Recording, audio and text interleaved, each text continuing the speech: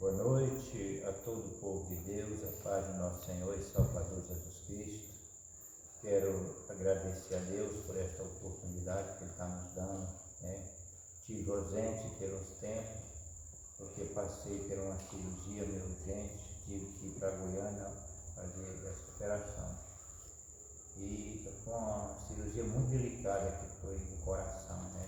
Mas, para a glória de nosso Senhor e Salvador Jesus Cristo, nós estamos aqui dando início naquilo que nós conhecemos, que é sobre a família. Pois é, eu gostaria de falar um pouco sobre família.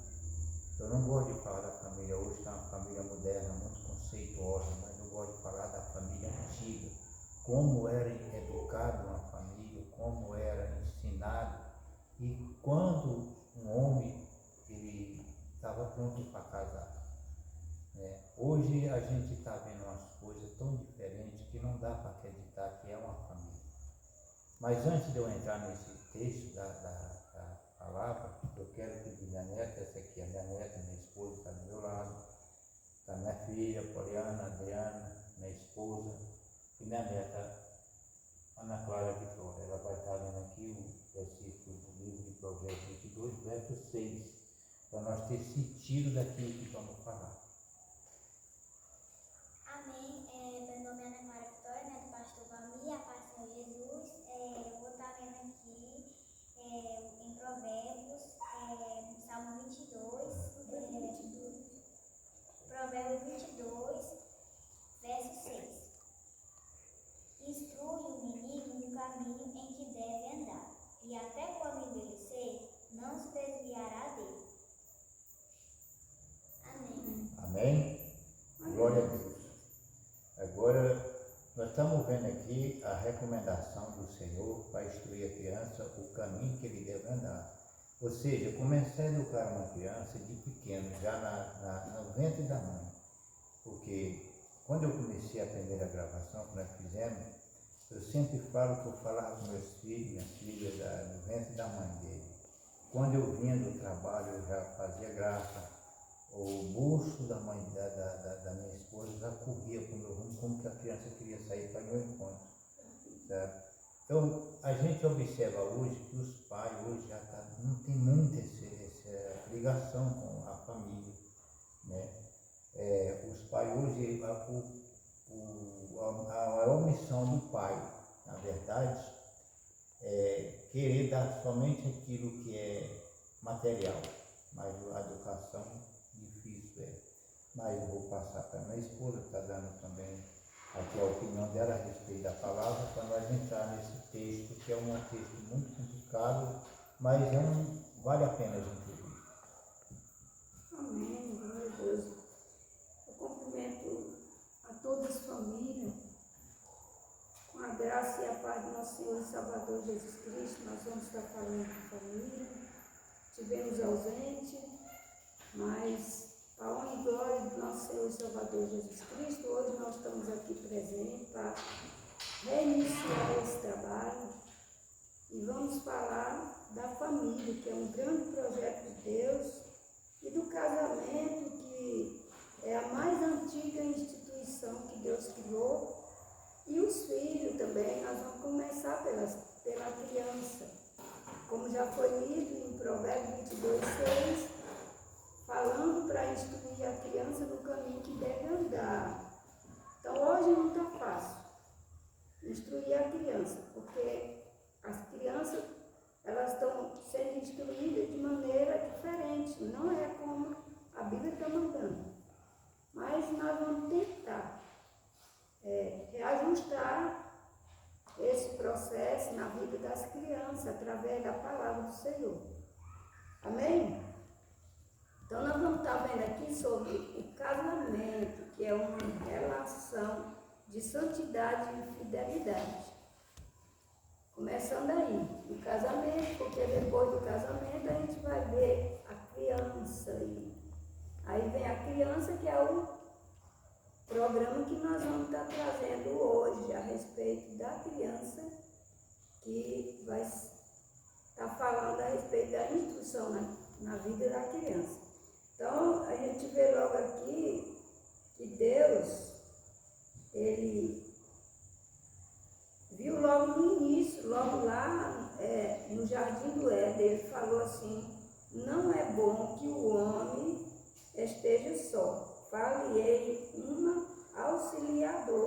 que lhe seja idôneo. A gente vê em Gênesis 2:18, Deus ali já preparando aquele casamento de Adão e Eva. E daí veio as crianças. Aí por isso nós vamos estar iniciando aqui para falar a respeito da criança. Eu vou fazer uma pergunta aqui para o meu esposo, para que ele possa dar início a esse trabalho a respeito da criança. O que você acha nesses final difíceis, como a gente está vendo? Estamos vivendo tempos difíceis, trabalhosos, tempos de aflição, tempos de dor, tempos de muitas coisas trabalhosas. E aí, como você acha que a gente pode educar as crianças se já surgiu uma lei que os pais não podem totalmente educar essa criança como antes? É uma história muito complicada, essa história de hoje que nós vamos estar falando. Como eu sempre falo, eu gosto de falar de coisa antiga, porque as coisas antigas têm mais poder. E a gente viu uma firmeza muito melhor. O que é? Educar a criança de pequeno. Né? Um casamento antes, quando era para acontecer um casamento, era uma coisa planejada de anos. Era anos. Porque um casamento ele era planejado pelo cabeça, os dois cabeças, a família da casa. Os dois pais, os homens. E aí eles traziam as suas esposas, conversavam ali, todo mundo já sabia quem era o futuro noivo daquela jovem, e aquele já sabia também quem era a futura noiva daquele jovem. Então era uma coisa que acontecia primeiro no coração dos pais, porque no coração de Deus ele já foi criado desde o princípio. Então Deus enviava já no coração dos pais quem era a pessoa correta. Verdade. Como nós vimos aqui, minha esposa falando a respeito do primeiro casamento ali, Deus ele não criou mulheres, criou uma esposa idônea, uma esposa que fosse cuidadosa, zelosa, uma esposa que amasse a família, cuidasse da família. É uma coisa que a gente não está vendo hoje. Porque, na verdade, cada família naquela época tinha uma tarefa. O esposo tinha a tarefa dele, a esposa tinha a tarefa dela. Mas hoje a família é uma família moderna, diferente, de maneira diferente. Uma família que não vai chegar a lugar nenhum pelo que a gente está observando. Vou levando aqui de uma maneira simples para que todos compreendam a família verdadeira. Naquela época, os filhos enterravam seus pais, porque os pais educavam os filhos de pequeno, ensinavam os filhos ainda pequeno, na hora que nasceram já tinha aquele cuidado de estar explicando para os filhos o que era certo, o que podia e o que não podia. Verdade. O que acontece hoje? Hoje os pais não têm tempo, porque naquela época o pai trabalhava, o homem sempre trabalhou. O homem sempre foi responsável pelo mantimento da família. Mas a esposa ela era responsável pela educação dos filhos dentro de casa. Mas hoje, a maioria dos casais eles estão preocupados em bens materiais. A mãe, de maneira alguma, abandonava seus filhos para ir procurar um emprego lá fora. Até porque não tinha como ir. Não era aceita a mulher trabalhar lá fora. Depois dessa lei que surgiu, que a mulher tem direito igual ao homem, a coisa está bagunçada. Está bagunçada as coisas, a família está bagunçada.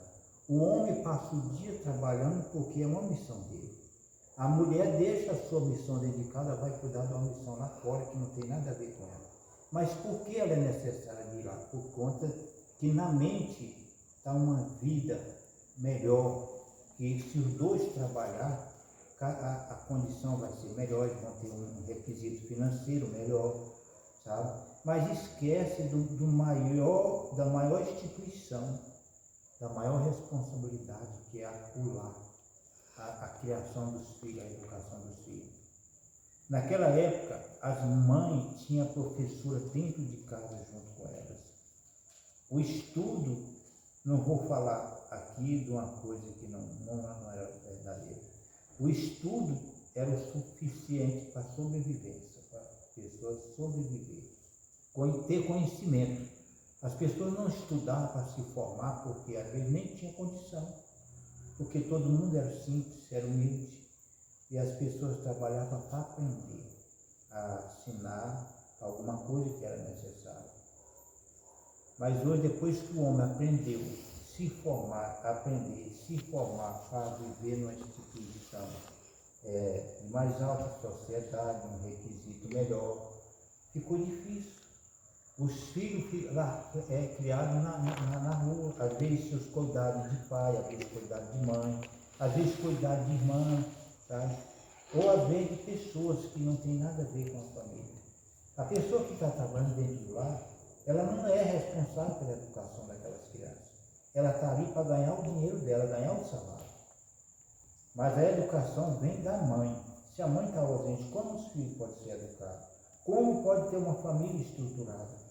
E fala, não tem como ter uma família estruturada, porque a responsável não está presente, sabe? Mesmo sendo a mãe ou a irmã, não vai trazer a educação para aquela criança como se a mãe estivesse presente, que é a verdadeira responsável pelo seu filho. Sabe? A mãe sabe o que pode dar para os filhos e o que não pode, mas a pessoa que está ali só pelo dinheiro, ela não vai saber, não vai interessar em nada. Até porque ela também não pode educar, não pode ensinar, porque vai para a escola, às vezes passa o dia para lá, vai para uma creche, fica o dia fora de casa, da mãe, do pai. Quer dizer, fica uma criança largada. Quem vai cuidar dessa criança? Como essa criança vai aprender algo de Deus? Sabe? Chega o final da semana, pega aquela criança e leva para um lugar de diversão, mas fora dos princípios da palavra. Então não tem como trazer uma família estabilizada nos últimos dias que nós estamos vivendo.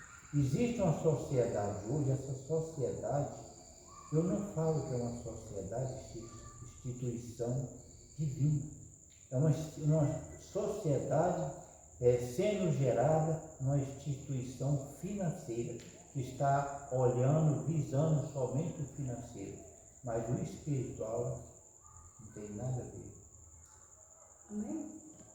Bom, mas como servo do Senhor, e todos dizem, eu sou servo do Senhor, não deveria estar acontecendo assim, porque mesmo com todas as leis e diferença no meio da família, os servos de Deus deviam fazer uma grande diferença aí.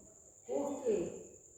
Como discípulo, que ele fala, eu sou discípulo de Jesus, deveria ter, extremamente cuidado, vigilância quanto à vida familiar. Porque o Senhor Jesus, ele sabia que lares divididos, ele trazia um grande mal. Os lares divididos entravam um grande mal no meio da família. E os lares continuam divididos. Por quê? Porque a mulher está com um, o esposo está para outro. E os filhos estão sendo cuidados por outras pessoas que não tem nada a ver com a educação deles. Então, o que acontece? Jesus, ele viu que fazia enorme prejuízo na vida social. Nesse estudo, nós vamos voltar para a grande lição ensinada por Jesus no Sermão do Monte sobre vida matrimonial. O casamento é um projeto divino. Então, como o casamento é um projeto divino, o que é que deve acontecer? Ele é a mais antiga instituição. Não é fruto de ideologia humana. Até porque, se fosse, já teria falido. Não estava mais existindo. Então, o casamento nasceu no coração de Deus, em Gênesis 2,18. Por isso, pode resistir às pessoas a sobreviver, apesar das severas mudanças culturais e sociais. Quer dizer, aí depende das pessoas olhar para Jesus, porque Jesus, ele teve cuidado para falar a respeito do casamento, ajudar aí, ó. O Senhor viu que não era bom que o homem estivesse só, e por isso instituiu a vida conjugal. Já está aí no livro de Gênesis 2:24 e em Mateus 19:3-12. Foi Jesus mesmo que falou. Jesus enfatiza a origem divina do casamento. Quer dizer, Jesus chegou a comparar o casamento com a igreja. Então, ele comparou uma coisa tão linda, tão maravilhosa, que hoje as pessoas não estão valorizando o casamento.